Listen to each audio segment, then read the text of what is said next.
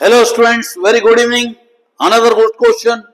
Physics 11 standard dimension formula पे based एक और क्वेश्चन है. Establishment of equation.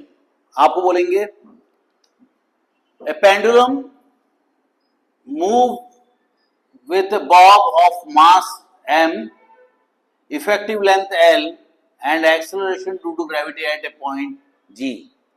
The time period of a pendulum depends upon mass of the bob m, L is the effective length and G is the acceleration due to gravity at that point. Establish the equation.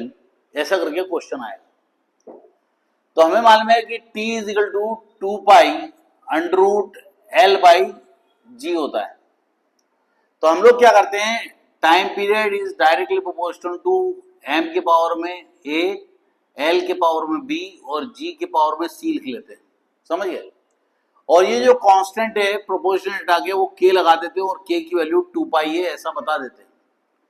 अब इनको हम लोग को derive करना है. तो left hand side क्या है, m0 L0 T1 है और राइट साइड में क्या है, m a नहीं राइट साइड में क्या है, m के पावर में a, L के पावर में b और G के पावर में G मतलब एक्सेलरेशन T-2 के पावर में L T-2 के पावर में C. ऐसा लिख देंगे हम लोग.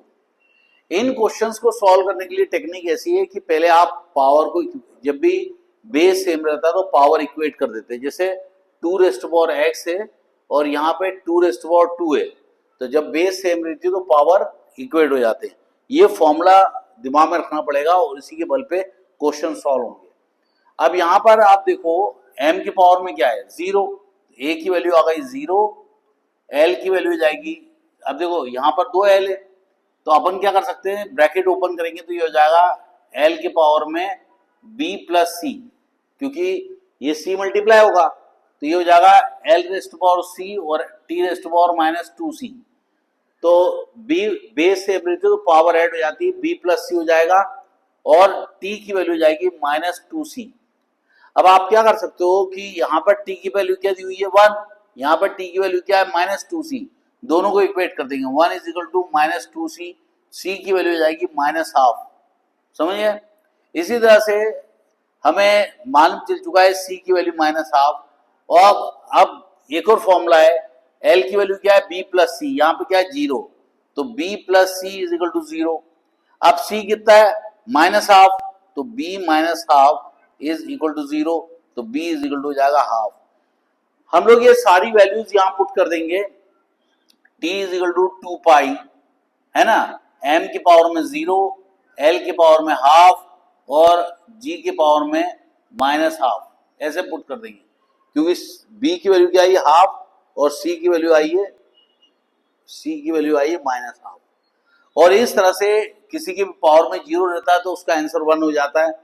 तो t is equal to 2 pi L के पावर में हाफ और ये हो जाएगा g के पावर में हाफ.